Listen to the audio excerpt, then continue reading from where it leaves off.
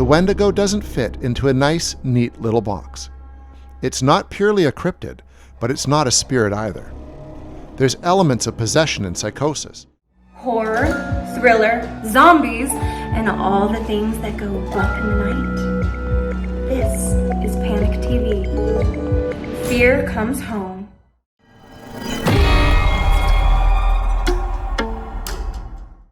If this made you scream, this made you hide, and this made you doubt your reality, buckle up for this one.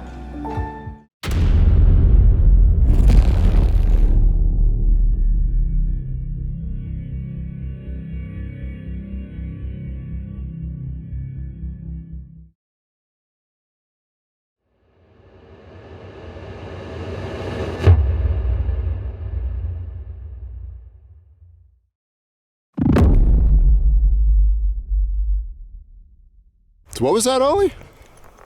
Like, we just got here, and I mean, it could have been like a howl or something. It sounded like a scream. Coming from? Already. Right down. I don't know. Let's take a look. I think actually Ollie filmed it too. Back tire coming off the ground and everything. I was like, yeah! It's gonna be a good shot. It's got low ones you can see on the truck. So just down over here, Ollie? Yeah, it was in this direction. It could be a coyote or... Oh, you saw something down here? No, heard like a howl or a scream. And it's funny, like when Pete and I came up here in the summer doing the same kind of thing we're doing now, it was right around here, we heard a whistle.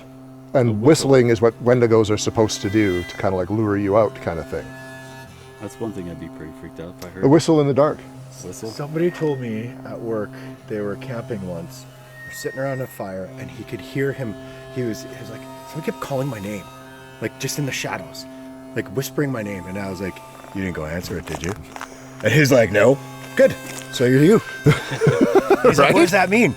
And so I told him Chris's story, man. And he was like, whoa. Because he was like, I was tempted. I thought it sounded like me calling me. I was like, oh, okay. So Wendigos are known to lure you out by mimicking people that you love. It's like... It's part of the lore, right? It is, yeah. Yeah. Neat. Well, let's get our gear, get set up, and have us some fun. It's gonna be dark for another hour yet. Gives us time to get ready. It's stocked, and my grandma did it, and then she gave it to me, and I sanded it down and stained it like this really cool blue color, like got into the. And then I traded it once the registration went out. I traded it. All right, Ollie. So this is where Pete and I were in the summer, trying to get a hold of this Wendigo spirit that some homeowners up here saw. We got some stuff on the spirit box, but like spirit boxy stuff, not so much Wendigo stuff. Okay. The closest thing we got was like that whistling I mentioned, which is supposed to be part of Wendigo lore. So I'm hoping though, that was like in the heat of summer, it was not dark. So we're up here at night. We got some bag of tricks we can put into play, right? Like we've got our laser grid, we've got some trigger objects we can set up, and I want to do the Estes method. Okay. So, because that's basically, I envision you could have the spirit box on with your headphones on, and I'll just start asking questions, and obviously you'll just say whatever comes through. So I'm the speaker. You're the speaker for whatever spirit in the woods. Now, the risk of that, I'm not going to lie here, is that Wendigos are supposed to possess people and turn them into kind of cannibalistic monsters. So, are you still cool with that? I guess so. I'm here. You're here. You brought a rifle. Shawn can shoot us both if we get possessed by anything. But I figured this is just our best chance at trying to see if there is really a Wendigo spirit up in these woods. Hopefully we can draw it out. That's the plan. Although, as that article said, if we do draw it out, we're in trouble. Yeah, apparently we're not supposed to try that. No, it's a bad thing. And on my trip up to Edmonton, came across it, the last thing you want to do. But we're investigators. We need to do some kind of on-the-ground field investigation where people say they've seen one. And this is a good opportunity. Well, if he's out there, let's find it. That's right. Let's do it. All right. Cut!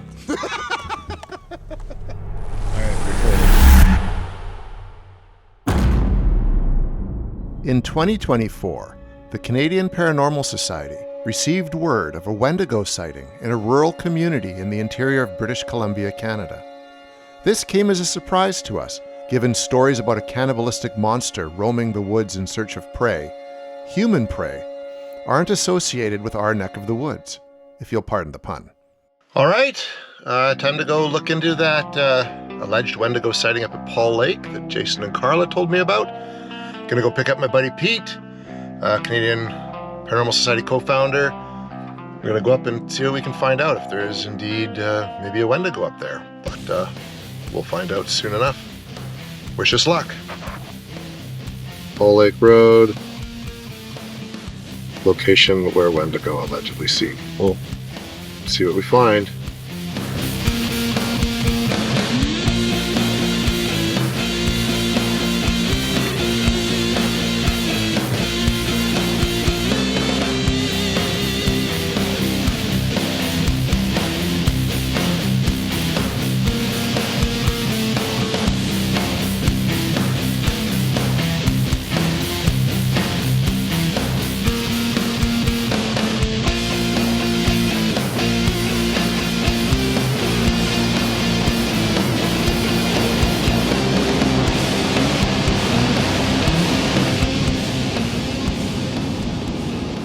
When it comes to monsters, Sasquatch and lake monsters like Ogopogo are far more common in our region, with tales of the Wendigo spoken in hushed voices in the neighboring province of Alberta.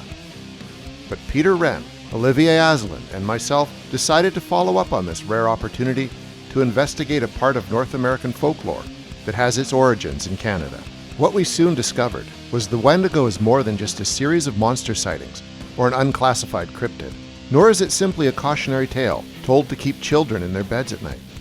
Its origins are one part nightmare and another part true crime story, one that's far more gruesome and terrifying than any story Hollywood could ever dream up. And it exists in our backyard.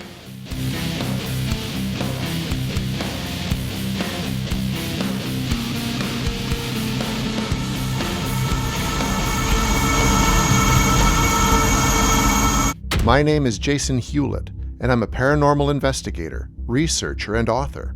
I'm the co-founder of the Canadian Paranormal Society, alongside my friend and colleague, Pete Renn. We primarily investigate residential, commercial, and heritage site hauntings, but also explore cases involving cryptids and unidentified flying objects, or UAPs. I became involved in the Wendigo after completing work on the Small Town Monsters documentary Cursed Waters, Creature of Lake Okanagan, and the accompanying book, The Legend of Ogopogo, Canada's Loch Ness Monster. Once the dust had settled from Ogopogo, I found myself wanting to take another deep dive into a cryptid-related topic. I was scrolling through the internet one day, digging into the Cadborosaurus legend, which relates to a sea monster off the coast of British Columbia, and the story of the Wendigo. Although I love sea and lake monsters, I was drawn deep into the dark heart of the Wendigo folktale.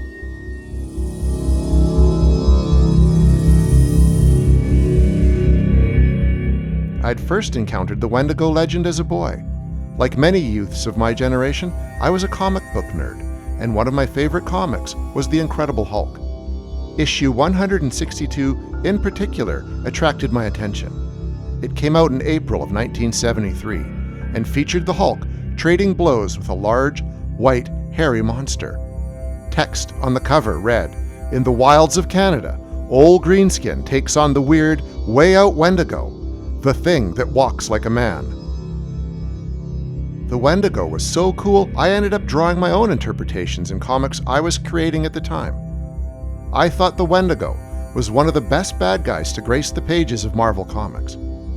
What I didn't realize at the time is the Wendigo wasn't a comic book villain at all, but a creature pulled from indigenous legend, one that's also well documented in not only historical records, but the annals of Canadian criminal law. So from your experience, what exactly is a Wendigo? The Wendigo is the most fearsome and deadliest legend, creature, spirit to ever set foot in North America. It began with the First Nations people of Canada. They knew this thing by many different names, many different spellings. and in many different regions, and it quickly spread its way to the Great Lakes region of America and the eastern northern section as well. And it could show up in many forms. The Wendigo could show up in a flesh and blood form. It was always thought to be gigantic, 8 feet tall or as big as it wanted to be. Always seemed to be thin, skeletal, emaciated. Sometimes it was missing its own mouth and lips because it was said to have an insatiable hunger for human flesh. And when no prey was around, it would consume its own body to stay alive. It was thought that its heart was encased in ice, that it was the embodiment of winter, of starvation, of ice, that it only walked in straight lines because it could, nothing could stop it. But for me, even scarier, it was said that it could show up in a spirit form, lurk out into the deep forest waiting for some unsuspecting person to come by, and then it would infect them in a way where it would slowly turn them into a Wendigo as well. So there were many different forms the Wendigo could show up as. And it's been around for hundreds of years, so long that we don't even know the origin story. Where it came from, how it came to be, has been lost to history. Intrigued by the idea that such a creature has been seen near our hometown, I decided to meet with the witnesses. Hesitant to appear on film, we met at a bowling alley, but I was allowed to record audio of our interview. It was 2 weeks before my brother passed. My brother had an addiction, and that's what he died from. He was struggling, he was clean, but he was starting to slip again. And so the stress, we were all under stress because we were trying to get him help, but rehab is so expensive. I was coming home late night from my sister-in-law's. There was this thing, it looked like a moose standing on its hind legs in a cloak. Okay. And I was like, am I seeing this right? And then I looked around to see if like maybe lights were behind me, just anything. And when I looked back, it was gone. Not wanting to tackle this case unprepared, I turned to someone who knows a thing or two about the Wendigo, an Alberta-based paranormal investigator and researcher named Morgan Knudsen, for help. I was introduced to the Wendigo phenomenon, interestingly enough, through stories when I was a kid, and never really put too much stock in anything like that. You'd hear the stories in children's books and whatnot, and never thought that anything like that could possibly be real until I was in Edmonton and surely learned later that the Swift Runner case in St. Albert was mere 20 minutes from my door. So there was a lot to learn. Being a resident of Alberta, you quickly learn that this is something that is all over the place. What is a Wendigo? Depending on the culture that you're approaching, the Wendigo can be something very different.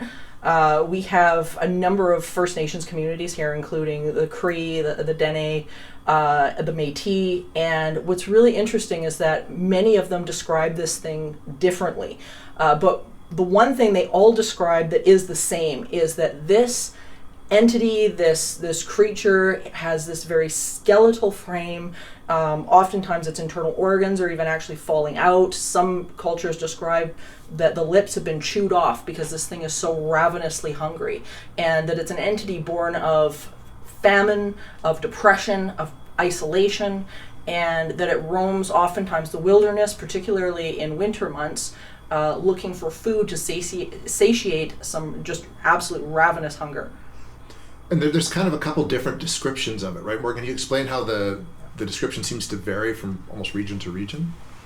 The description of the Wendigo does vary from region to region. We've heard everything from these sort of short type creatures that have sort of scraggly long hair and long claws to these tall, inescapably tall beings upwards between 8 to 20 feet in height, incredibly rail thin, regardless of the height description.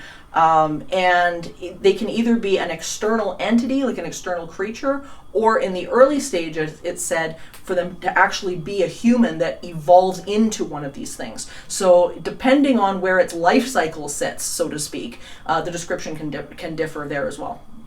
How did the Wendigo legend begin?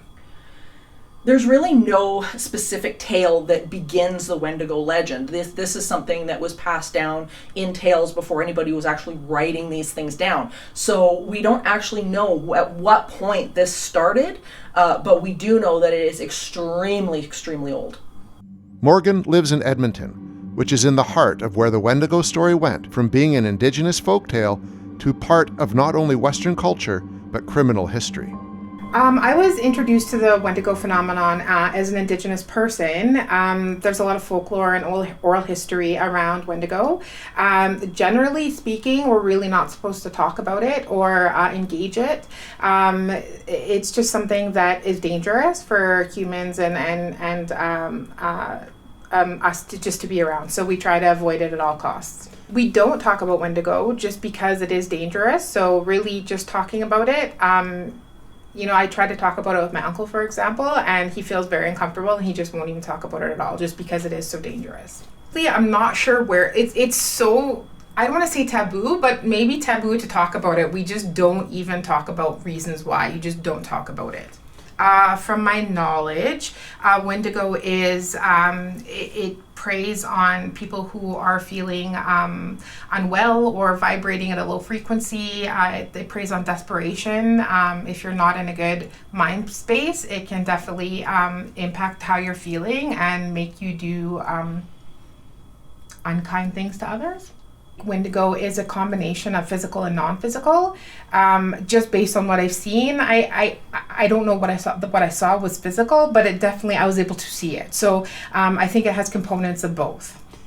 Yeah, it's my favorite legend or folklore ever to study is the Wendigo. The Wendigo isn't strictly Canadian, although the majority of encounters in history are here in Alberta and all the way into Ontario. But you get these cases in the Midwest as well. There's places all through Wisconsin, people that have reported them there, because this is mainly an Algonquin tradition and story. So you see these in various places, but mostly where there's an Indigenous population and it's pretty cold. It became clear to me that in order to do the Wendigo story justice and to conduct a proper investigation into our local Wendigo sighting, I needed to join Morgan in Edmonton to investigate the Swift Runner story firsthand. Pete and Olivier had prior commitments and were unable to join me. Fortunately, Morgan's Supernatural Circumstances co-host, Michael Browwne, has a film background and was able to meet me in Edmonton and help us investigate this case. Once settled in Edmonton, I connected with Morgan and Michael, and we dug into the Wendigo legend in general and the Swift Runner case in particular, which Morgan has thorough knowledge of. Swift Runner was a Cree trapper and tracker here in Alberta that began in Tawatna Valley, and his story was actually, did go down in legal history in Alberta as the first legal hanging here in the province. And how that ended up happening was that he showed up at the Lacombe Mission in St. Albert, where Father Lacombe had put up residence, and the mission knew him quite well. They knew him from being a guide and things like that. Everybody really liked him. And he was a strapping guy, huge, 200 pounds, 6'4". And the one night in the spring, it was about April, he showed up at the mission's door, banging on the door, saying that he was starving, that his family had passed away due to starvation over a horrible winter and they had no food. So Father Lacombe and the other missionaries there, they let him in, and they soon were watching very, very strange behavior. First of all, this guy didn't look like he'd lost any weight. He was huge. He still had, his 200-pound frame. He didn't seem stressed at all, other than the fact that he was telling this horrible story. And at nighttime, they were reporting him screaming. that this creature, a Wendigo, which they had barely heard of at this point, was trying to get in the window to kill him, and he was having these horrific night terrors. So eventually, after a number of weeks at the mission, there were some red flags that were set off with these fathers that were there. And when he offered to take some of the children that were there on a hiking trip, all their red flags went off, and they realized something's not right here. Where is this guy's family? So they ended up calling the Northwest Mounted Police at that point, who came down and ordered Swift Runner to actually take them to the camp. Where was your camp that you guys had said you had so much trouble? And he ended up leading them on this wild goose chase all over the area. Now, this was something that they ended up solving with a certain type of plug tobacco, where they drugged him up on a specific type of tea, and almost like a truth serum. And he ended up finally taking them to this remote camp. It turned out he'd actually been thrown out of his village at the time, the story varies as to why. But when they got to this camp, the Northwest Mounted Police found a horrific sight. They found the children and the adults that had been with the camp. The number has varied depending on what historical account you take and read. But at the end of it, they found bones littered everywhere. There were skulls cracked open, bones with the marrow sucked out. They found human fat wiped on the trees, on the tree trunks, because they had been boiled down and cooked and eaten. And there were teeth marks in the bones that they collected. And it is said that when they arrested him, when they were out at this camp, he went out into the middle of the frozen lake and began to howl like what they described like a Wendigo. When they arrested him, they brought him back to Fort Saskatchewan, the precinct there, and none of the guards wanted to babysit him in his cell because he was still screaming in the middle of the night that there was a Wendigo that was coming through his window trying to kill him. The guards, oddly enough, actually got along with him, and on the final day when they were going to hang him, the trial was very short. He was found guilty. And when they were going to hang him, it was said that he was actually frustrated that they couldn't hurry up with the noose because he was cold. It was too cold out, and he wanted to get on with it. So they ended up hanging him, and his body was disposed of somewhere in the grounds, and nobody knows where that is. Having heard the story of Swift Runner, Morgan, Mike, and I decided to venture to the Tuatna Valley to see where Swift Runner committed his crimes firsthand. We traveled 70 kilometers north of Edmonton, 43 miles from my American friends, into an area known for its scenic views and outdoor activities. The location we sought was off the main highway and down a series of dirt roads. We eventually stopped near an old church that seemed to be in the middle of nowhere. It's hard to believe that, in this area is where such a horrific murder actually happened. So right now we're standing in this, first of all, this incredible environment just here in Alberta. This is Tuatna Valley, and this is where Swift Runner actually committed the horrific murder of his family. So from here, he actually journeyed to St. Albert and followed the Sturgeon River. But it's amazing to think that something so egregious happened in this space, because it's so peaceful, it's so quiet, it's such a beautiful place to live now, and it's almost like the history has kind of been glossed over here very, very much. It's grown in, as the grasses and the trees and the environment will say, but this is a lot different story in the wintertime when it's minus 50, it's really, really cold here, and this is all white, this is all snow that just goes for miles and miles and miles. So, it's an amazing place, and it's incredible how history can kind of be overgrown as the world and the landscape changes. We don't know specifically where it occurred. All we have is the crime scene photos from Swift Runner's case and legal trial that the Northwest Mounted Police captured upon finding his camp. So we don't know specifically where it is, but it would be somewhere probably pretty close to here. These stories are an intrinsic part of Alberta. As people have come and settled here of all races and all cultures. I think this is something that people do need to be aware of. This is the history of Alberta and the legal history of Alberta. This was the first legal hanging in the province, and here it's a story that is really, really unforgettable, and it has a lot of lessons behind it. So we'll make the next leg of our journey and see where it takes us. Standing in this place where such a horrific crime was committed, even more than a century later, it wasn't hard to imagine the sense of isolation and, in the middle of a Canadian winter, desolation one would have experienced during frontier times. Nor was it hard to believe that a story like the Wendigo would find traction outside of the Indigenous tribes it originated in.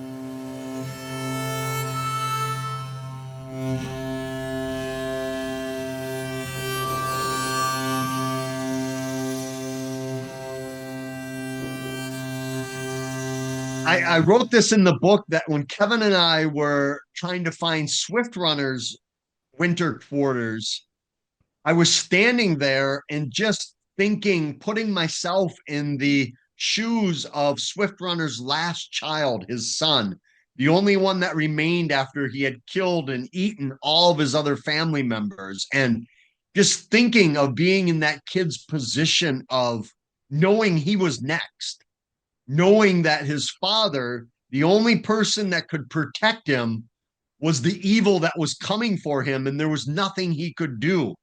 And it really took me back. I had been to a lot of places of serial killer residents and places where untimely deaths and murders have happened and suicides and the like. So I thought I was immune to a lot of that, but something hit me very hard in the forest there looking for Swift Runner, to the point where I kind of jokingly say that even when I'm back here in Wisconsin, when the cold wind blows through me, it takes me right back to that location of feeling for that young child that, was eventually killed and eaten by his father.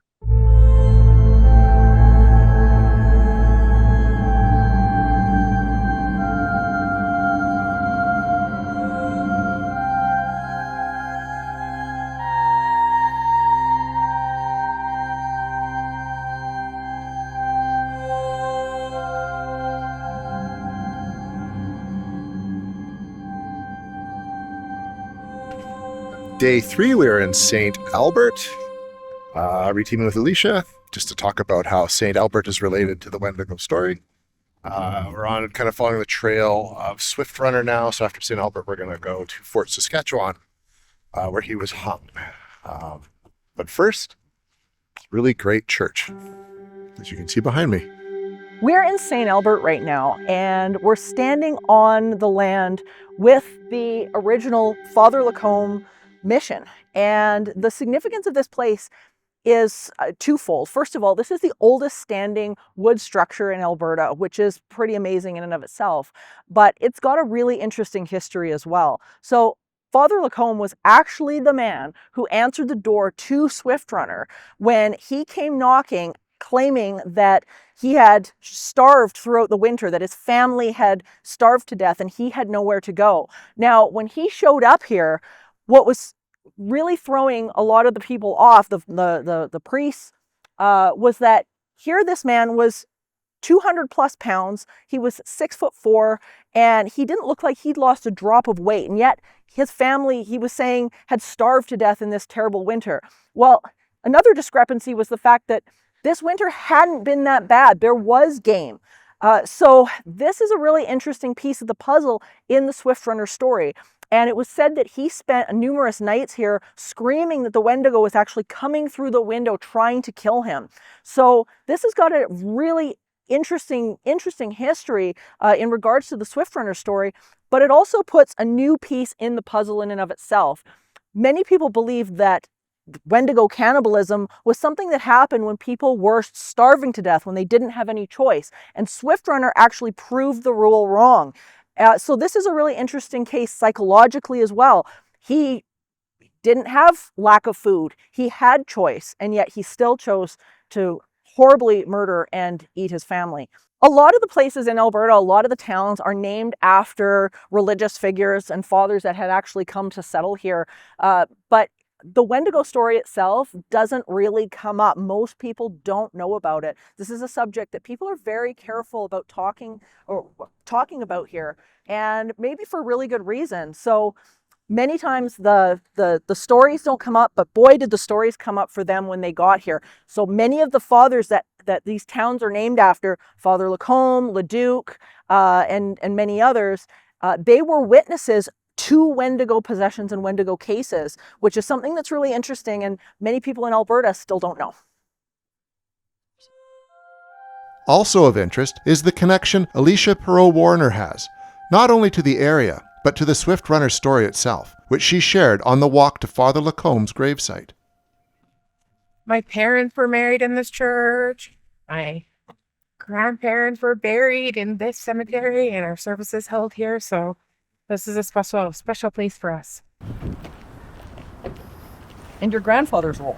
And my here, grandfather. in actually building this. My grandfather, Adolphe Perault, my great-great-grandfather, helped build the basement of this church when he moved here in 1868 with the Oblates and Father Lacombe. Wow. Amazing. And interestingly, too, he was here during that time period of Swift Runner. He was, yeah. At that point, he had been here for 11 years, and he had married my great-great-grandma and a Métis woman from Northwest Territories. And they settled in the St. Albert area and lived actually really close by. They were the original river lot owners on 16, which is close to Big Lake, not far from here. So they definitely would have been involved in the community. Yeah. My great-great-grandfather was also a volunteer for the Northwest Mounted Police around the same time that the Swift Runner case happened. Yeah, which it makes you wonder, like, was he involved? Did he even know him? Absolutely. And I don't know. I get the feeling he probably did. I mean, this wasn't a huge community. Yeah, no, it was a very small and tight-knit community, so everybody knew everybody. He was very involved with the Oblates and the fathers who lived in the mission here. So I have a very, very strong suspicion that if he wasn't involved, and no, he at least, at the very minimum, knew about what happened. Yeah, I mean, here's somebody with the Northwest Mounted Police. The Father Lacombe here, he essentially phoned 911 when he realized something was wrong. Exactly. With their house guest. And Swift Runner was really well known. I mean, this was a guy who was a trapper, he was a guide, yeah. And I mean, he was known in the community. So I think it's fascinating and a little bit creepy that there's a connection there. Absolutely. that he may have known all of this and maybe witnessed some of this Exactly. stuff. Yeah.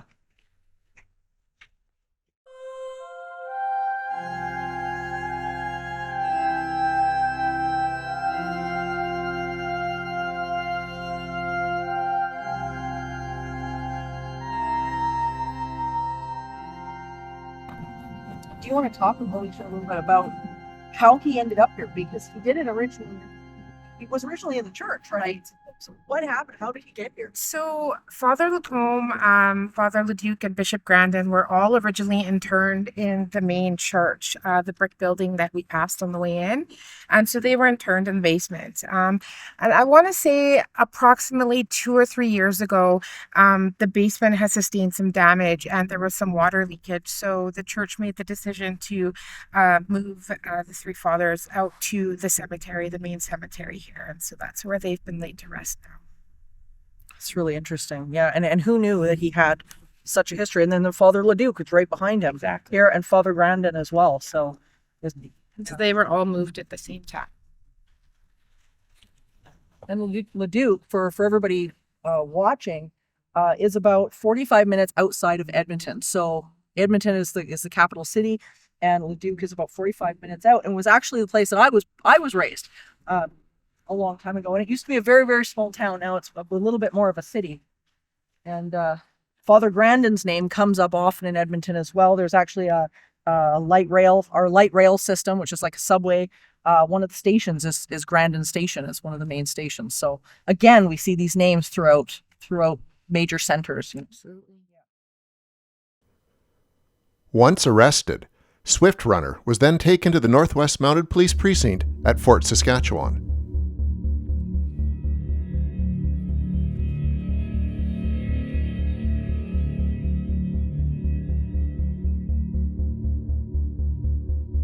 So we're here at Fort Saskatchewan Precinct, which is essentially the reproduction of the original Fort Saskatchewan that was here. And I'm standing in front of one of the Red River carts. And the significance of the Red River cart is the fact that when Swift Runner was actually brought from the St. Albert Mission, arrested and brought into Fort Saskatchewan, he was carted in on one of these. And they ended up hauling him all over this area of Alberta as he lied and twisted tales about where exactly his family had been murdered and eaten. So one of these carts went all over the place in the middle of winter. You can imagine what level of slog that was over however many days before they actually got him to confess by giving him some tobacco plug and whatnot, different types of tea in order to elicit a confession from him. So one of these carts, needless to say, brought Swift Runner to Fort Saskatchewan, where he would go and stand trial. Where we're standing right now is a replication of the guard room, which is where prisoners were kept when they were brought into Fort Saskatchewan and awaiting trial. This is a building similar to what Swift Runner would have been kept in. And when you go inside, you can see how tiny these cells actually are. They're no more than a few feet wide by a few feet long, with a bed in the middle of that. So you can imagine what a over 200 pound, 6'4", 6'5" guy was feeling when he's trapped into one of these little cells. And the guards who were stationed to watch him didn't even want to watch him. Oh my God. I screamed so loud I scared myself. Didn't want to watch him. They were so frightened of the fact that he was yelling and screaming and having these night terrors, still saying that there was a Wendigo going to come through the window and was trying to attack him. So you can imagine what was going through the guard's head as they were trying to stay overnight watching their prisoner. So it was in a building like this where all of this took place. During that time period, this was the Northwest Mounted Police first experience with anything like this. Swift Runner's story, when they discovered that he'd eaten his family, really horrified everybody, to the point where it was in a written journal that one of the guards here was expressed that he was literally too afraid of what was going on and what he was experiencing to even stay with Swift Runner. So the idea that, this was a brand new thing for many of these guards. Many of them were very young and they were just starting out as officers. So this was a brand new experience for a lot of them.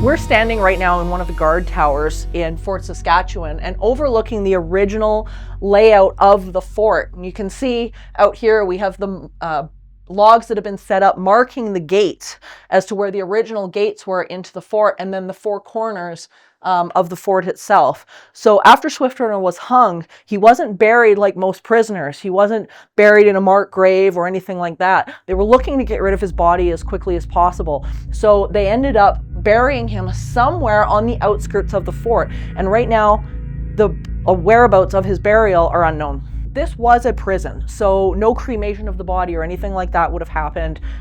They would have buried him somewhere in the outskirts here, but that being said, the ground was also probably frozen, so he may not have been buried too deeply underground. It's hard to say, but the records are unclear as to exactly where Swift Runner was eventually laid to rest. Yeah, being here, you can really feel the history of the place. Even though it's a replica, you feel you've gone back in time. And you look at the landscape around and just see how barren it is and vast it is. It was a very different world, and I can believe that a case like Swift Runner's it did happen. It's documented that it happened, but that there could be that other supernatural side of it. Well, the Swift Runner case is essentially the Wendigo's origin story. Due to both its historical and criminal law significance, there are plenty of other documented encounters with the entity throughout history, some more fantastical than others. The story goes that a doctor had moved into this small town and ended up going Wendigo. He isolated himself from his family and ended up turning Wendigo and was eating people and wreaking havoc in Fort Kent. Considered a hamlet. I think it's been taken over by the MD of Bonnyville. So it is a section of area, I would guess, 50 houses are on. So at the time in the early 1900s, before people traveled by car and it was common to travel by horse, there was a doctor that lived in Fort Kent and he had a family. And legend has it that he went crazy by being possessed by the Wendigo monster and killed his entire family, children including. But then he went out door to door in Fort Kent and killed people who lived in Fort Kent. And it was a big massacre, so much so that they actually picked up and moved the town across where the street is now. So you can, if you're out there, you can actually see where the old town was and then where the new town is. And there's a highway there now, but it wouldn't have been there then. But they took it from like one side of the highway to the other side of the highway. But interestingly enough, this story was actually proven to be the dreams of a film writer, of a screenwriter, who actually came forward with the story and said, look, this is not real at all. This was something that I wrote long ago. But by the time he did that, a show that used to be on here in Canada called Creepy Canada in the early 2000s had already gotten a hold of the story and spun it as something real on television. So we ended up with this sort of folk story where people began to believe that Fort Kent was actually fact, when in reality it was actually it was a script that never made it to film. So but the story still goes around here in Alberta, and it's pretty interesting. It all started when ranchers would venture to their stables to feed their horses in the morning, only to find the animals mutilated. Their cattle were found disemboweled in their fields. Once the sun set, otherworldly howls came from the woods behind their homes. If you believe the story, one resident ventured into the night armed with a shotgun, intent on killing whatever it was that preyed on their livestock. He reported seeing a dark shadow with bright glowing eyes darting between the trees. What I did hear when I was a kid was that like laughing at the northern lights would make you go crazy, and that, you know, you would become demonic and kill people. So I always wondered if there was a tie between the two because of the Indigenous element. It's interesting to note how a fictional tale about the Wendigo could so quickly be spun as fact once it hit mainstream media. Part of this could attest to how enticing the gruesome nature of the Wendigo is, especially when certain aspects of the legend, like the Swift Runner story, are backed up by legal and historical documentation. Most of the stories that have sprung from northern Alberta are, including 2 from the Slave Lake region. In Alberta, Wendigo there's been accounts everywhere. Most of the small towns actually in Alberta have names of fathers of missionaries who were involved in Wendigo cases, such as Father Leduc, Father Lacombe. There's been a number. So there's not just the cases that we've come to know in the media, like Swift Runner, but multiple others in Slave Lake, Lesser Slave Lake, Trout Lake, Sandy Lake, St. Albert, you name it. This is a phenomenon that's really widespread here. Chad Lewis is an author, researcher, and lecturer who wrote the go-to book on the Wendigo, Wendigo Lore. He and co-author Kevin Lee Nelson traveled to northern Alberta and visited Eating Creek and Slave Lake, so I wanted to get his thoughts on what happened here.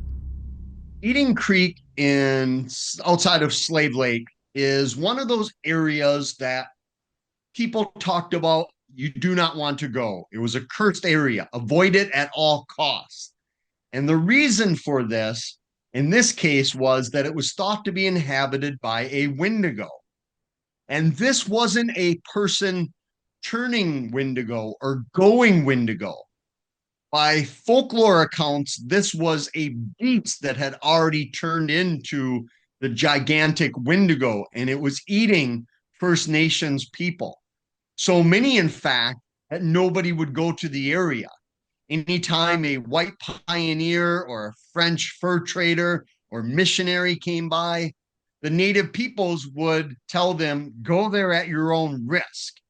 And what's interesting is Eating Creek, also called Mitsu Creek, meaning eating, even though the story continued generation after generation, passing down into the 1900s, there's no finality to it. We don't know what happened. Did they kill the Wendigo?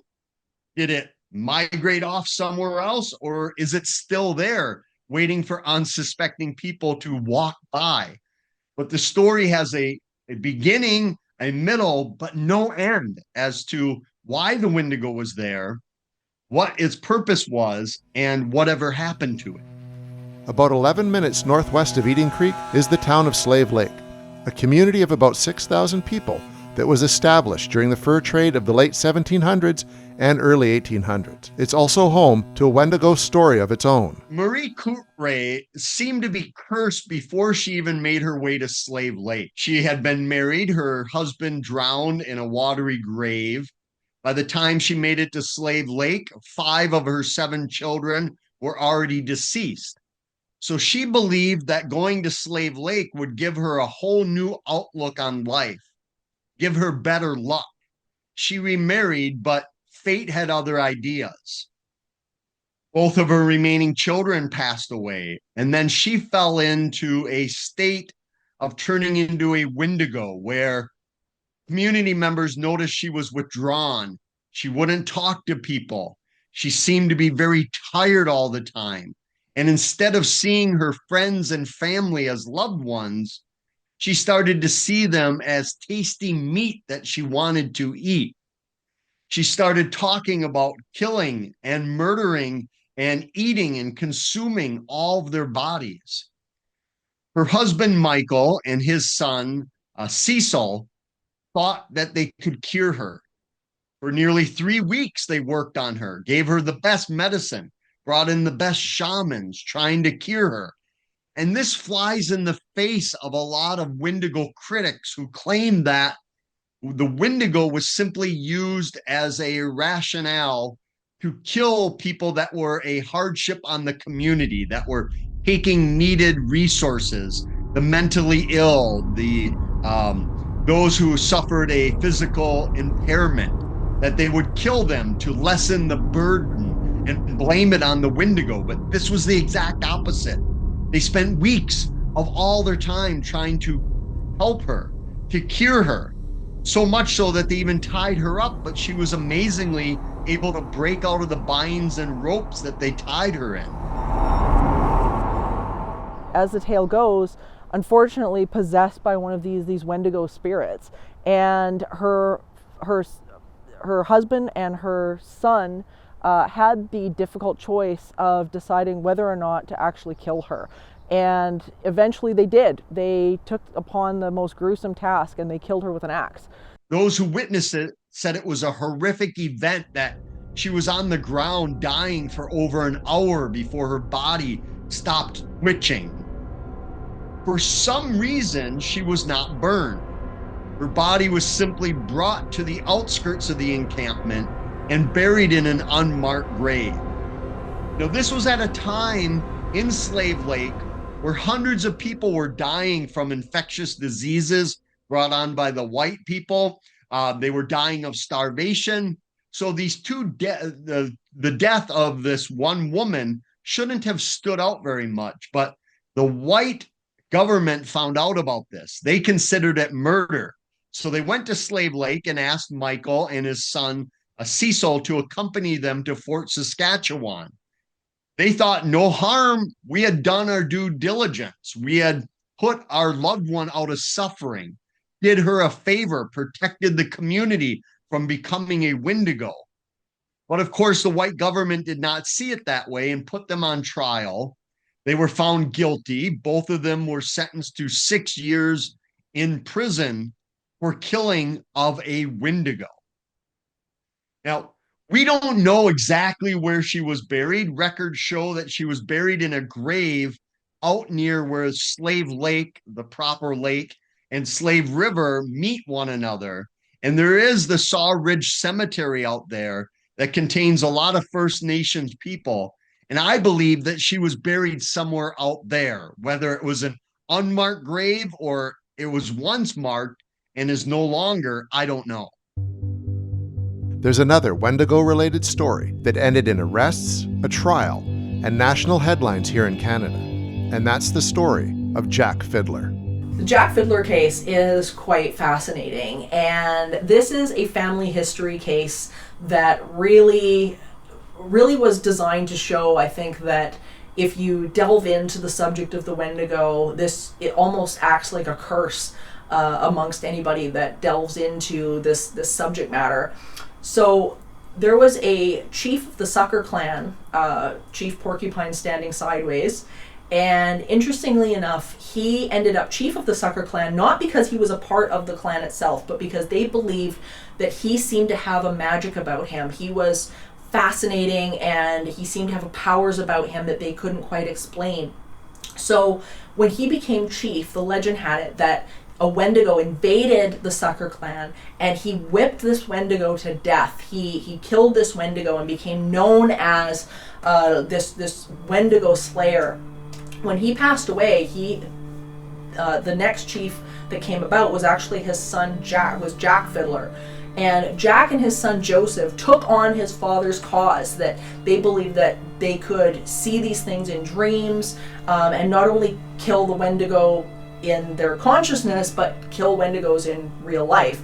Now, the press got a hold of these stories, and it's unclear how many people turning Wendigo that they actually did kill.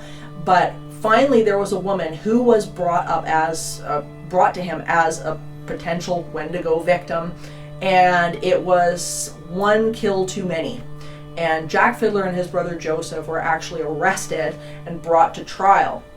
Now, interestingly enough, their third brother Peter, during this time period, went Wendigo and was killed himself. He was killed because they thought that he was turning Wendigo. Now, as Jack and Joseph were waiting for trial, the newspaper headlines were going crazy. Everybody was paying attention to this story that this Wendigo slayer was, finally going to court. So everybody was very fascinated. And during one of his leisure hours, Jack had had enough, and he went out into the woods during one of these hours that he had free, and he hung himself in the woods. Clearly, the Algonquin and Cree nations believed very strongly in the Wendigo, strong enough that they were willing to kill members of their own tribes in order to prevent a friend or loved one from turning into one. At this point, it should be noted that the Wendigo was not considered a monster that roamed the cold Canadian wilderness during the winter times. It took over a person, possessed them, in order to commit these horrible crimes. In fact, the Wendigo wasn't portrayed as a physical being until author and broadcaster Algernon Blackwood penned his novella, The Wendigo, in 1910. This begs the question, is the Wendigo more a form of psychosis than an actual monster? Or is something more paranormal at play here?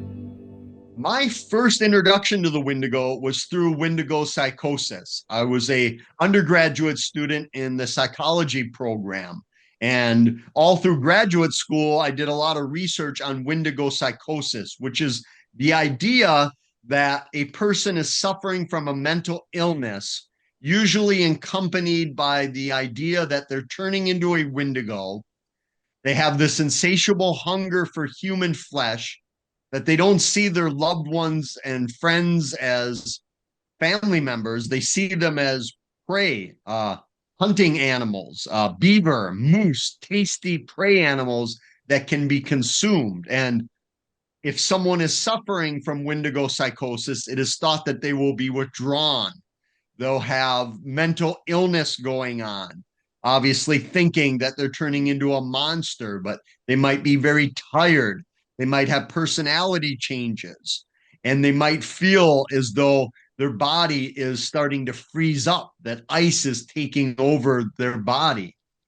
And Wendigo psychosis is not a known psychosis. It's not in the DSM, which is the Diagnostic and Statistical Manual of Mental Disorders. Think of it as the Bible for people in the mental health field. In the mental health field, it is seen more as a culture-bound syndrome, meaning that it's a syndrome that occurs in a specific culture or region or belief system, that We never talk about people down in Florida in the United States who start chewing people's faces and eating people as being the Wendigo.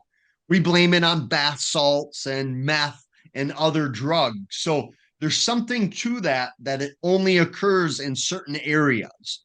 Usually the Wendigo has to be accompanied by ice, by cold, by starvation, because the Wendigo would often attack when you were at your weakest, whether that was mentally, physically, or spiritually.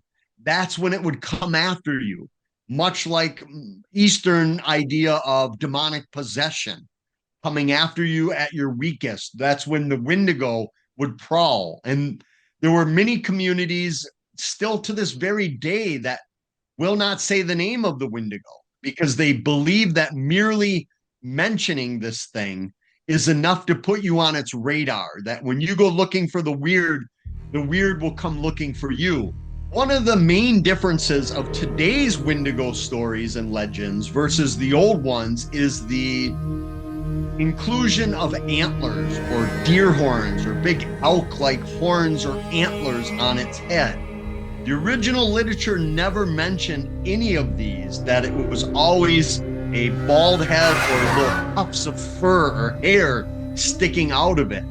But since the 1940s, more and more people find the depiction of the Wendigo with antlers.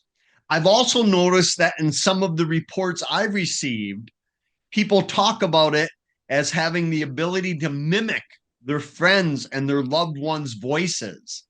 One gentleman told me he was in the woods hunting with his buddy and that he heard his buddy calling out for him. But regardless of how many times he answered, his buddy would not reply back to him. So when the day was over and they met back at camp, he asked his buddy, "Why were you calling out for me and never replying?" His buddy said, "I didn't see you the entire day. It wasn't me." Now, this witness believed it was a Wendigo because he had seen a television show by the name of Supernatural, where there was a Wendigo episode in which that Wendigo could mimic the voices of loved ones. So pop culture has invaded into folklore, where now many believe it did have the ability to mimic, whereas the original literature, if it ever mentioned a Wendigo speaking, it was thought that its voice would paralyze you with fear, that it would make it easier for it to come and grab you. All it had to do is yell or scream, and you'd be paralyzed and frozen and unable to move, and it would come and devour you much easier. On a late summer night in 2023, Morgan and the Perault-Werner family had an encounter with an entity at a village southwest of Edmonton called Mameo Beach. And this incident provided a unique opportunity for a boots-on-the-ground investigation into the Wendigo phenomenon.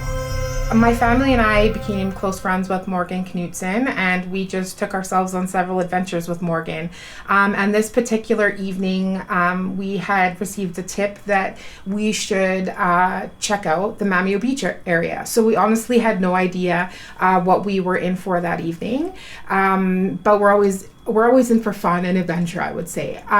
So we went out to Mameo Beach, and we were also indicated that we want to check out west of Mameo Beach. So again, not having an idea what we were looking for, we took out later in the evening. I think we left town around 10, and we went out to Mameo Beach around 11. So just to give you a little bit of background on Mameo Beach, it is close to an Indian reserve, a First Nation reserve, close to the beach. So it's traditional territory for many Cree people in the area. So going to traditional territory, it was important for me as an Indigenous person to bring protocol and offer a smudge to start off our evening in a good way. So we started out with a smudge. Our thoughts were that we may encounter dogmen in the area. That's what the original tip was, or information that we had received. So we were expecting to see dogman. In the past, we have seen some encounters with this particular entity. So we did our smudge. We had some feelings of dogman in the area, but not as bright of encounters that we had had previously. So we decided to make our way west of Mameo Beach to our original, from where we had originally stopped and did the smudge. and we stopped it. We kind of just found, so interesting level. Let me just go back a little bit. As we were driving out to Mamio Beach, there was some intense mist and fog along the journey. And it was really, really thick mist. Like you could not see the roads on the side of you. And we just had this feeling that the mist was guiding us somewhere. Whether it was or not, but that's how it felt to us. So we'd get to certain parts and the mist would be gone, and we somehow felt, okay, this isn't the right place. And so we'd kind of follow the mist. So we did our smudge, moved along, kind of didn't have a sense of where we're going, kind of thought generally we'll go west. That's not an area any of us were familiar with. But again, the mist kind of guided us to this particular area. So, we'd come to a fork in the road. Do we go left? Do we go right? We'd go right because that's where the mist was thicker. So we went along our way. We got to a crossroads and we thought this seems like a good place to kind of pull over and see what we can feel. And we were facing an open field, and there was a road behind us with some additional trees and things, but we were focused, I don't know what area, we were focused in the open field, and we could hear some yipping, and so we were thinking, usually sometimes when you hear coyotes, it means dogman's in the area. So we'd hear the yipping, and so we were focused in that area for quite some time. And then the sound kind of died down and we turned around, and the four of us, my husband, my daughter, Morgan, and I, we were really struck by this light that was shining through the forest, and it was so bright and so specific. I don't want to say it was a tunnel of light, but that's kind of what I can describe it as. And as we're looking at this light, we're not sure what we're looking at. Again, in our mind, we're thinking it's a dog man. It must be something like that. So, but then there was a figure in the light that was very odd. It was very stiff, and it wasn't sure. Like it was very still for a long time. So it wasn't sure. Like, was it a bush? Like, what exactly am I looking at? And then it started to move, and I'm like, okay, there's something there.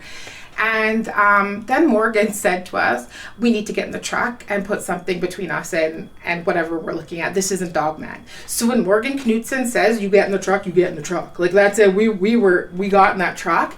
We're all quite, like our hearts were pounding. We weren't sure what we were looking at. So my husband then backed the truck around because we wanted to focus the headlights onto what we had just seen. And the light and the figure were totally gone. Completely gone. The trees looked different. Everything looked completely different than what we had witnessed. And we were all silent, but giggling, but it was a shock. It was something that, how many months later is it? 10 months later? My math's not the greatest, but 10 months later, it's something that is still so etched in my memory that I will never forget it. That's for sure.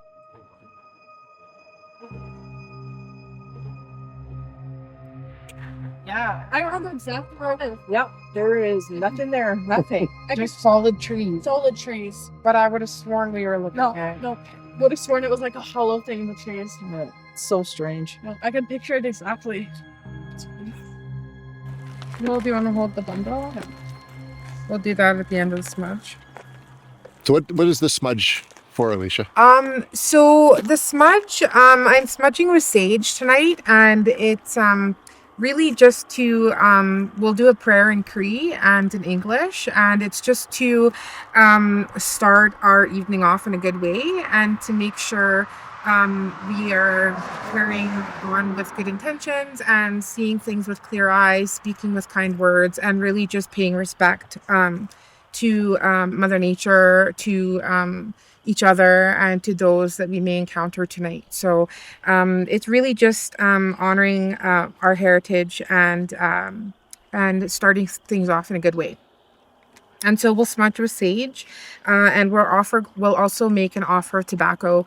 And as I said earlier, tobacco is the first medicine for Indigenous people, and it is an offering to Mother Earth and to physical and non-physical beings in order just to thank them for our presence here tonight and to have some reciprocity. So we're giving and not just taking in anything we may experience tonight. It's just our offering.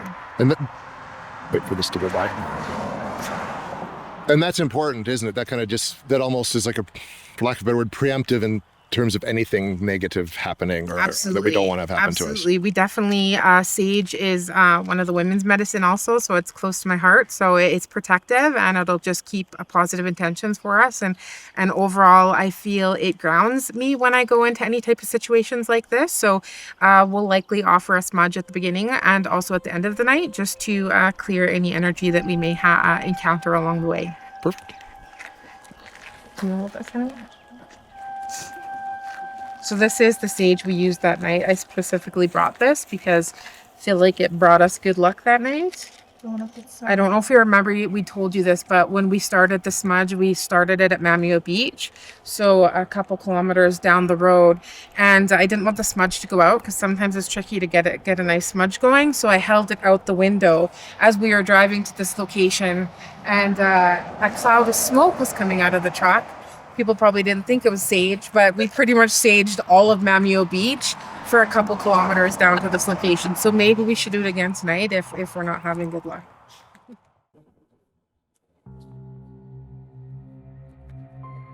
Jason, I can hold the camera. Yeah. So I've never done this before. So what? Okay, so first you're gonna wash your hands. Okay. Use the hand just as if you were washing your hands in the smoke. And then you'll cusp some of the smoke and bring it to your eyes. And that's to see the world clearly. And now grab the smoke and take it to your ears to hear with clear intentions. And now to your mouth and your nose and breathe in the smoke. And that's to speak with kind words. Now you can do it to your heart. Again, just setting positive attention. And now over the top of your head, just over your back. And now you can grab some and just run it down your body. Thank you so much. Do you want to go on that side? Actually, I was going to say that'd be great if we could. I think that would be great. I think that would make the most sense. We'll just make sure we don't get run over by a truck. I'm just gonna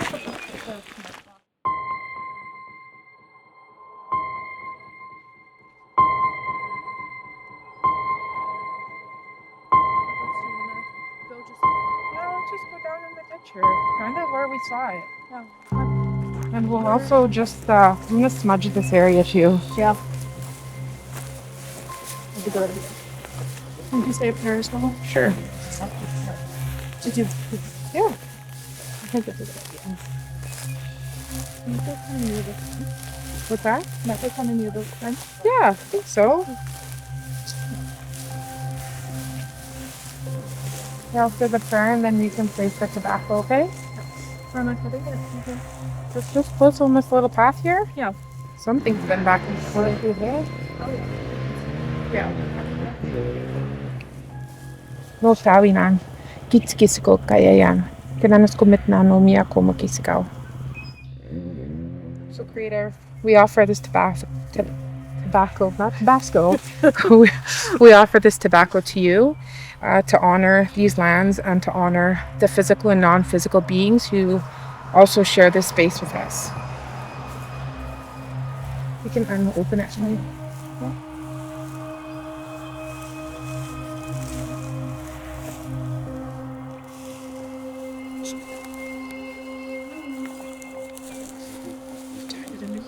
Yeah, I know. I did a good one. You could just pull the fabric out too. There you go. Just let it go? Yeah, so just go in there and sprinkle it. Where's what? Yeah.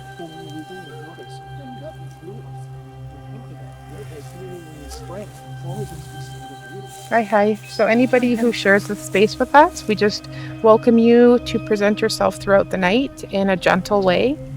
And we're here to learn from you and to experience anything you're willing to share. Hi.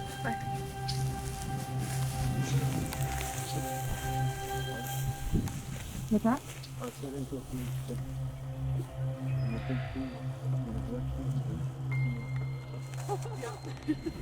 So this is the location where they saw the Wendigo, and it certainly is barren.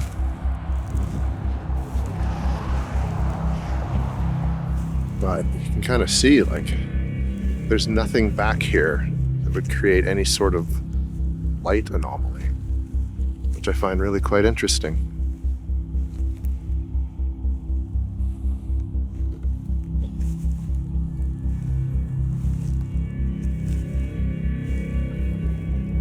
So Darrick, you said that was the pole that you ended up seeing? Yeah. When you turned the vehicle around?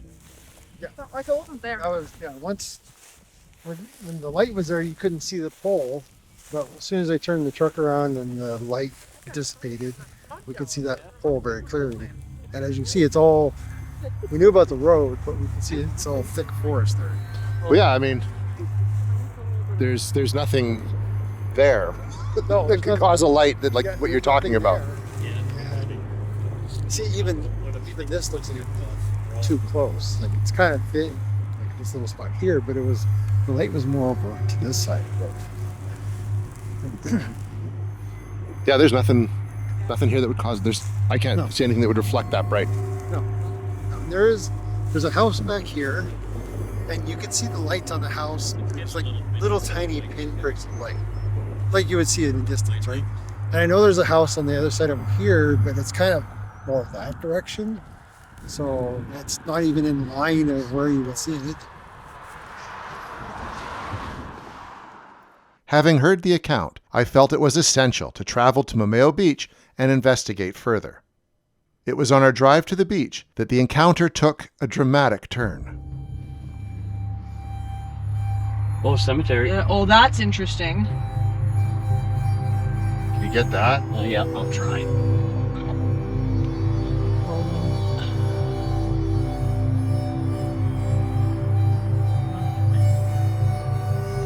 There's not a lot of.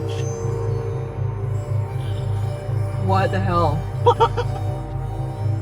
It looks like Oh, we're seeing it. Is that what it is? it's native, isn't it? Alicia says it's a traditional burial Yeah, ground. that's what I thought too. That's interesting. Oh, It's this still is so interesting. Just on the other. Still running? Is it Yeah, it's still running. Just on the other side of what? Oh, So, what did Alicia say? it's a traditional burial ground. It's a traditional burial ground right over here to the left, or to the right. And I'm like shook right now. This is crazy. Well, So- I wasn't expecting that. but that makes sense that you had that experience just 20 meters away from that. We first came in and saw the light that night that it happened back in August. We didn't know anything about what was behind those trees. We had no idea. We couldn't even see a road around because it was just so dark. It's country dark here. It's crazy. And we just took a drive down one of the dirt roads to find, and I'll let you explain what it was. Yeah, so right behind how many feet? 40, It was like 50, 20 meters. 20 meters behind where we saw the tunnel. We are on First Nation land. It's the Pigeon Lake Reserve that is shared by 4 different First Nations in Alberta. And so about 30 meters from where we saw the tunnel, there's a traditional burial ground there that I had no idea was there. And I'm a little speechless, and that doesn't happen to me very often, but it's very exciting, and it kind of just, I think, gives more credibility to what we saw that night, that it was something special. So, and you hear a lot. I mean, like Hollywood talks about the burial ground, and there's always something poltergeist. You know what I mean? Yeah. But what in reality, what does that mean? Like the idea of something like this happening around a traditional. Yeah, it's a burial sacred ground. area where loved ones and ancestors are laid to rest, and it was clear in that area that it was traditional territory. There was a lot of Indigenous memorials set up, and a lot of circles and medicine wheels. So it's a special area. I feel at peace when I see burial grounds. I never feel uneasy. I feel very much at peace. So it is interesting, the tie of the tunnel to that area, though. So there's something special going on there, and I hope we see it again tonight. At that, we decided to take advantage of this turn of events, return to the burial ground, and take a closer look. So how far in do you think is safe to go? I think it's okay as long as we're respectful and we have good intentions going in. I think we're okay. We absolutely do. We totally have good intentions. We smudged and everything. Yeah. Like not even 20 feet or 20 houses. We may not. It's like right there. Yeah. Yep. Like that's We explored the burial ground And while I was focusing on the grave markers, Mike, Morgan, and the family ventured to a corner of the cemetery where it appeared like several fresh plots had been dug. That's when an uneasy feeling overtook the group, especially Mike.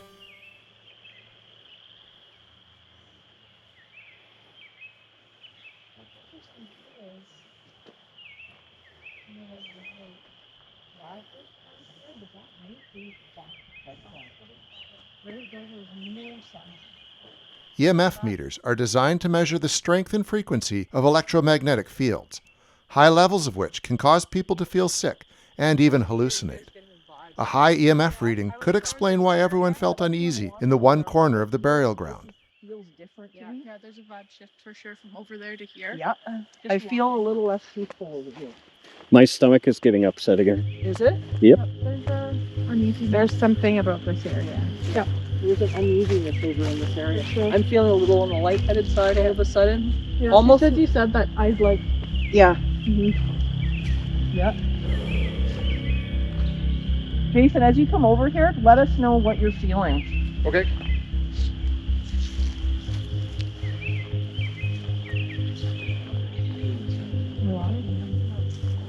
Yeah, I don't feel well. Take note of it.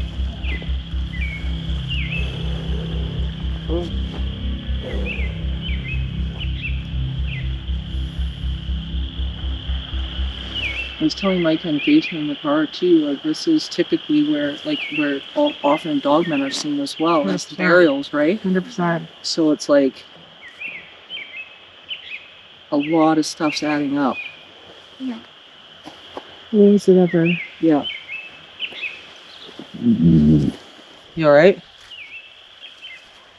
There's definitely it's interesting. Yeah, I'm not well.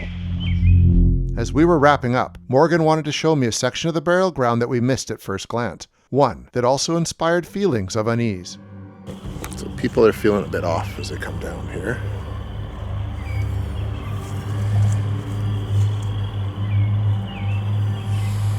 I don't know. It's a little bit gassy. I don't know.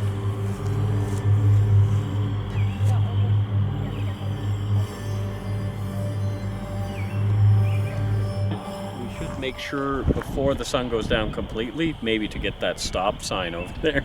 Yeah, I might actually rip down there and do that now. Well, she's bringing her EMF meter, so you might want to watch that. We're getting slight spikes. There shouldn't be any spikes here. Back there was the only spike. There's one.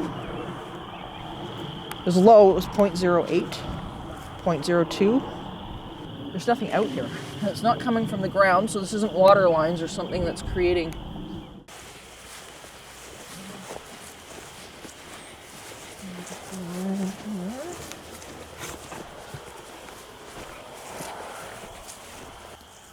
But like, look at this, like everywhere else, it's like all these crosses are like honored, right? Yeah, and this is totally different. This is not. And this place back here doesn't feel good. Nope. Right? Like at all. It feels like they don't want us to Yeah. be here.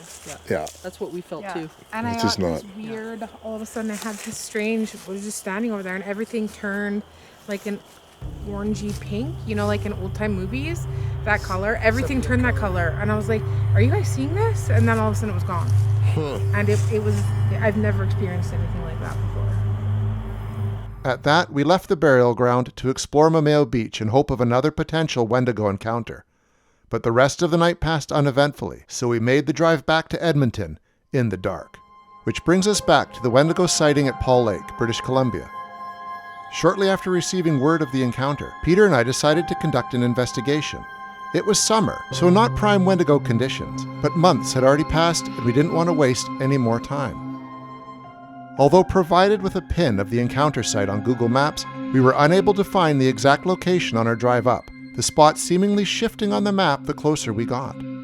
Also, the camera we were using to document our drive up malfunctioned, and the footage we filmed while trying to find the spot was corrupted. In the end, we pulled off on a logging road near the encounter site and decided to conduct our investigation there. If a Wendigo was indeed in these woods, we were confident we could find it. Coincidentally, this was also near a location where the team conducted a Bigfoot hunt a few years prior. No, I think if we waited till like September, this is it. This is the exact spot where we picked that up before. Got a couple of new toys. A new toys to show.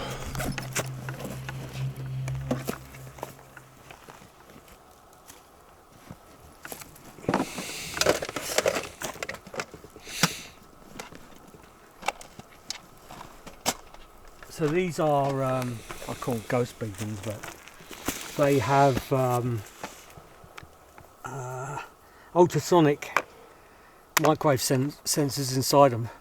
So I'll put it over there, and then it will send out signals all the way around. And as soon as the signal wavelength changes, these light up. Oh, sweet. So if something was there, it would pick it up. It has like a 3 meter radius, so. Did you die in these woods? Yes? Trying to play that back. Where are we near to where you died?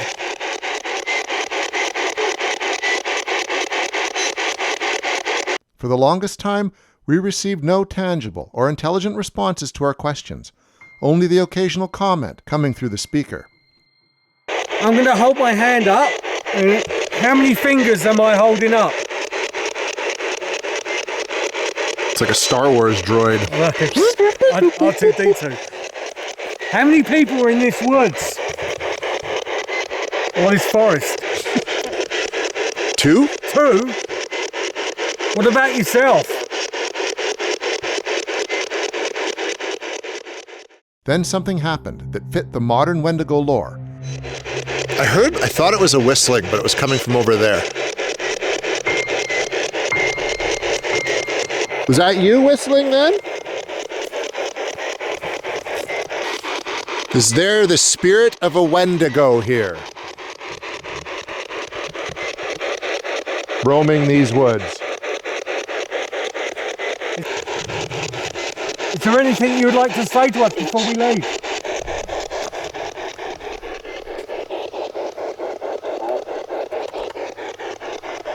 The whistling aside, not much occurred during our summer expedition, but the Wendigo is traditionally a winter creature, so we decided to return in the cold of a Canadian winter and continue our investigation with Olivier in tow.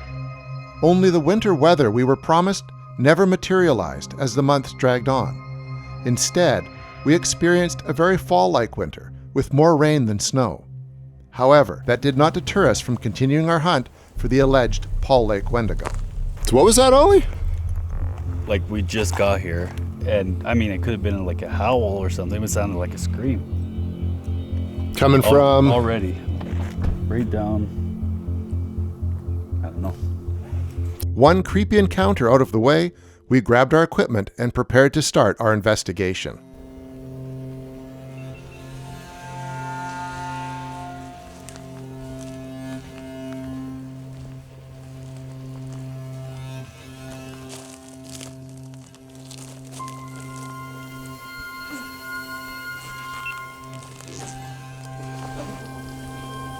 So, I brought the UFO motion detector. So they're PIR, so they shouldn't be set off by just trees moving. It needs to have a heat signature. And more REM pods. Also brought a bell. Let's set those up around here. I got a laser grid I can set up. Oh, I brought a laser grid as well. So we could set up, say, one that direction and then one that direction. Yeah. So yeah, Ollie, I'll set mine up aiming in at us. And maybe if you want to set your trail cam up facing towards where we're going to have the laser grids pointed that way.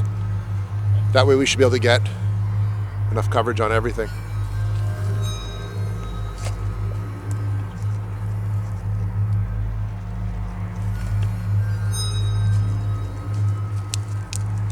So if there is something there,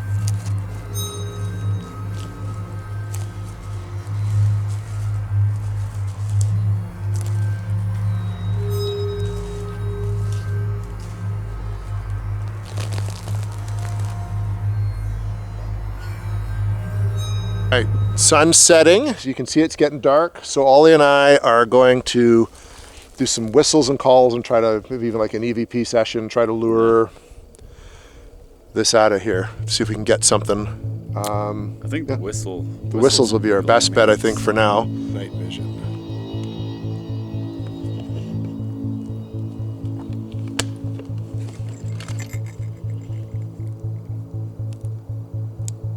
Is that too bright? Oh, that's perfect. That's perfect, man. It's cool because these lights are not visible to our eye, right? No, not at all. Once it gets dark, we're going to be able to see everything through the camera, but we're actually not going to see it with our eyes. There's some EVPs. Yeah, we'll start with an EVP.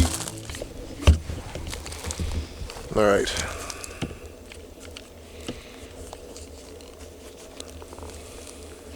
Let's see if we can catch anything. Ready to start? Yes, sir. Is there anyone out here in the woods with us right now? We mean you no harm. We're just here to communicate. They say the Wendigo has a ice cold heart. Mm-hmm. If we find it, we have to shatter it and scatter it into a bunch of places, or put it in a box and put it on like a cemetery, church cemetery. How we're going to do that, I'm not quite sure. Yeah. Got your rifle stock. I brought a silver blade. yeah, I think silver blade is the only way to. Yeah.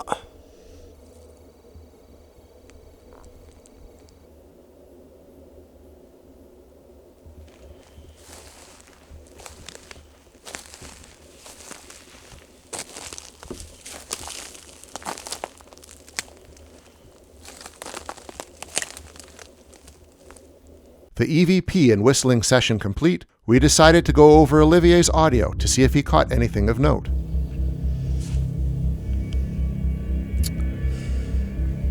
Unfortunately, can't quite pick up what I heard. No? No, it doesn't. Not for the growl, anyways. I'm gonna say that one's.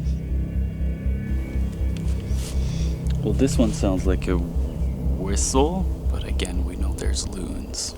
Let's give it a listen. Have it a go. Hold that for me. Oh, let's.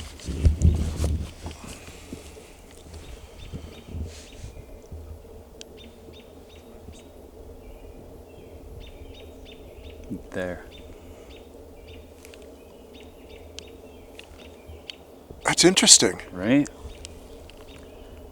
It says we're talking about whistling. But it doesn't sound like a...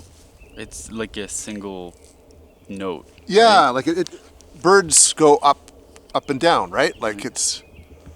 So that, I find that interesting. Yeah, no, it's interesting. We'll tag that one for sure. Yeah. That's about what we can do. Did you see something? No. Caught my eye, but I think the trail cam was going. True to form for such an investigation, as soon as I switched my camera off to make sure our footage was turning out, something unexpected happened about a foot behind where I was standing. Okay, that just went off. Yeah, and the sensor is pointing on the other side of us. Like it's facing away from us. Yeah. So in that direction. Now, that is bizarre because this thing never goes off. No, that's weird. I just got goosebumps. And it's really, really close to us. Like it was like right. Yeah. And we've been here for how long and it hasn't gone off? Yeah, like that's... And it's not, no wind or branch moving is not going to set it off. It has to be something with the heat signature. So the fact that it just went off, that's unnerving to me. Yeah, my skin is like... I'm jumping out of my... I got goosebumps. Yeah, I don't like it. I don't like it. Well, if you're here, can you wave in front of it again? Maybe point this second one down there.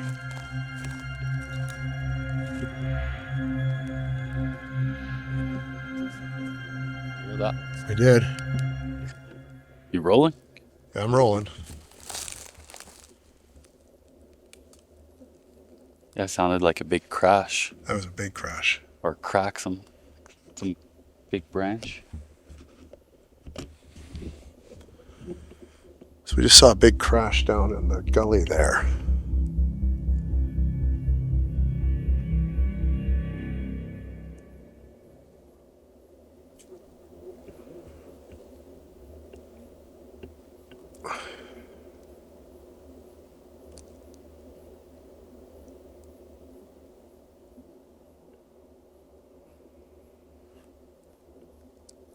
It was loud enough that something. Something. It was weight was down there. Yeah, it was forceful.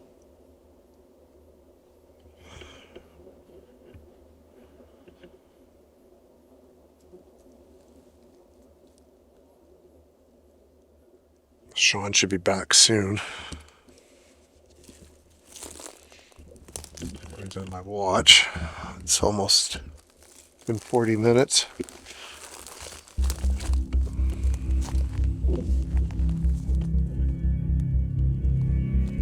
Yeah. I wonder if we're gonna catch anything on the trail camera. If you're here, can you show yourself?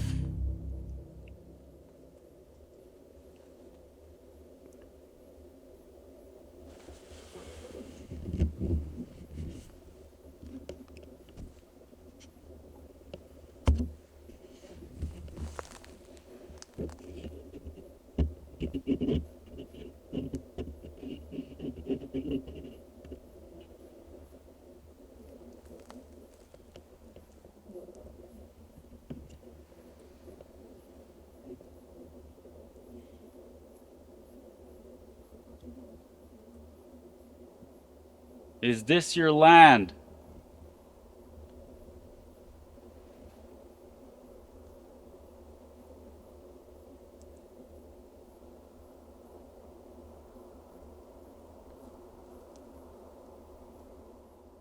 Are we allowed here?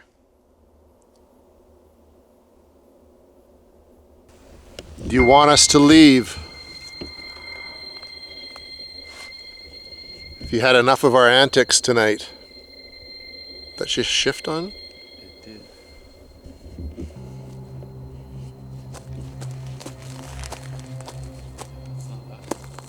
Like you can see, like looks like twinkling down there at the bottom. It's not even really showing up on camera much, but.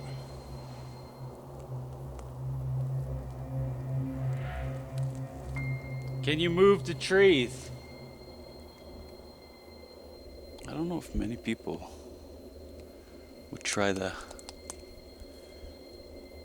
lure Wendigo. Not gonna lie, I'm feeling kind of like an idiot for trying to lure it out now. I mean, you have to do it as a researcher, as a serious researcher. You have to try to validate these things, right? But with what's happened already tonight, it could be circumstance. Or it could be something here. The trigger object I can't explain. Like there's no logical reason for that to go off. And I mean, even now, everything's firing in my body. Completely alert. That shifted again. Did it? Yep. Just when I looked away. Yep. And one of the lights, they're blinking out higher up. Yeah. Oh yeah, I can see that. If we do hear it, I may run. Yeah, I may run to the truck too. It's almost a straight line that way.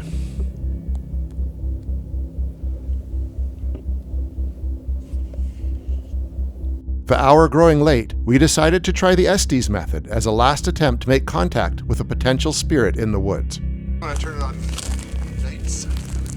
I have no idea where that is. I can't read any of Oh, no, this it's stuff. fine. So, maybe... That looks really awesome, actually, right there. So record this now, because I'll explain what I'm we're recording. doing. Yeah, I'm Recording? recording. Okay, so Shawn's back. He brought the spirit box. Ollie and I are now going to do the Estes method. So he will be listening to the spirit box with headphones on. I'm going to be asking questions. He can't hear the questions that I'm asking, but the theory is if we actually get in contact with something, he will like speak for whatever it is we're communicating with. So given what's happened here tonight, some compelling things, we're going to see if we can actually make contact with something now. This is kind of the last bit we're doing on this investigation. Right. Yeah. I don't know if anyone knows how the spirit box work. Yeah, essentially it just scans through the radio channels really quickly. And in between those channels, in the dead space, sometimes when you can hear, voices. Yeah. When something breaks through the static. That's right. And out here, we're far enough away that we shouldn't pick up too many radio signals anyways, because the range on this is only like 20 meters, basically. Yeah, and I have the option on this box to turn off the antenna so that we're not picking up unnecessary stuff. So, let's give it a go. I guess probably would be best, Ollie, if you stood facing away from me so you can't read my lips, just in case. I will close my eyes. Yeah.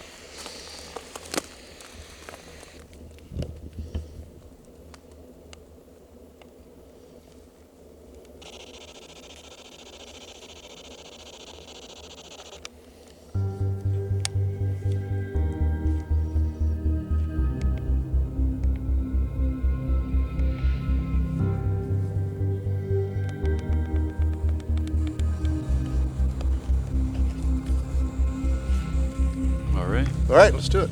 Wish me luck. Good luck.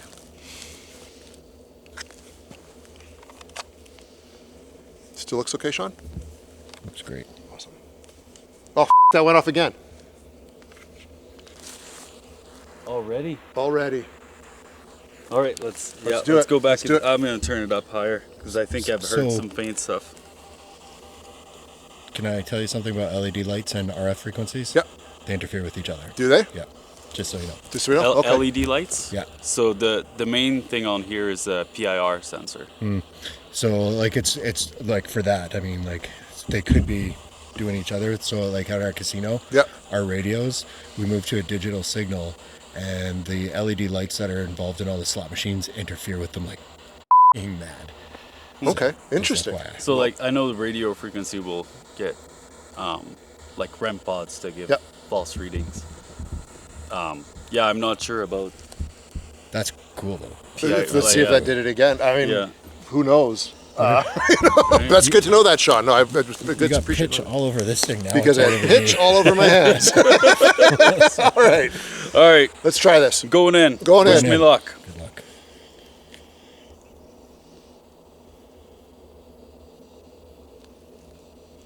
Is there anyone out here in the woods with us right now?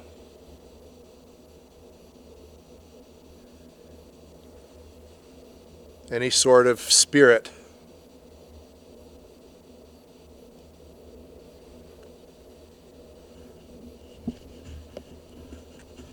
If so, are you what set off the motion sensors earlier?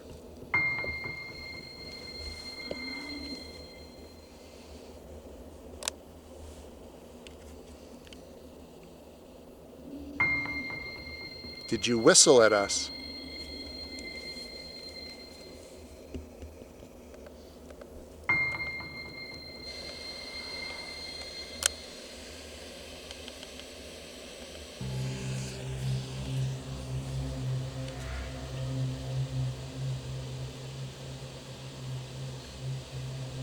Is there a forest spirit with us?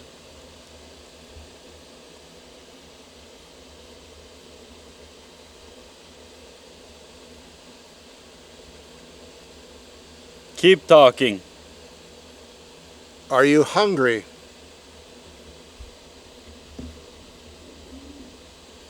We are. Who are you?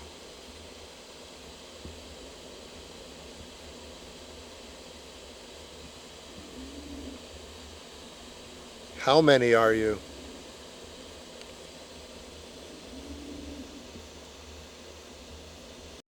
Those were the only two responses we heard for the rest of the session, so we decided to call it a night.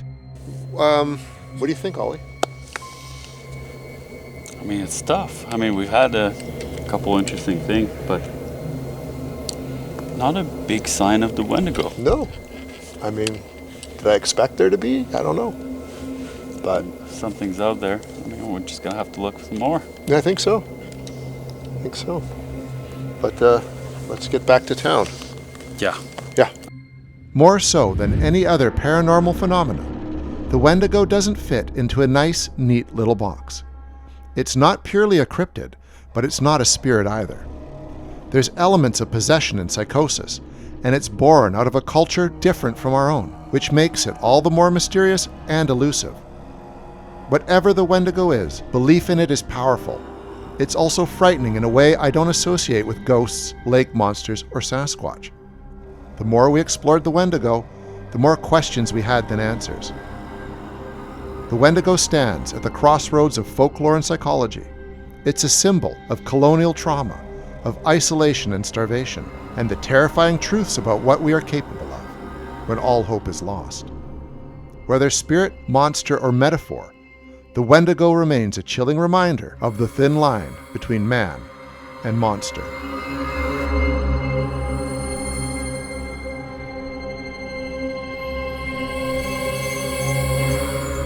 All right, horror fam. Who's the real villain here? I've got some theories, but I want to hear yours. Drop them in the comments.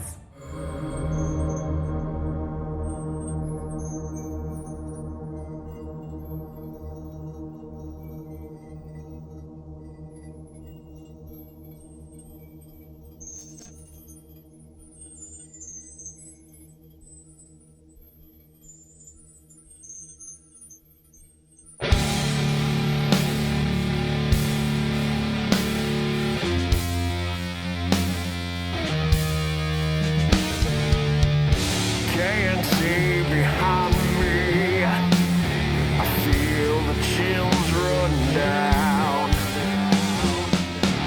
I can hear the voices say my name, but make it out.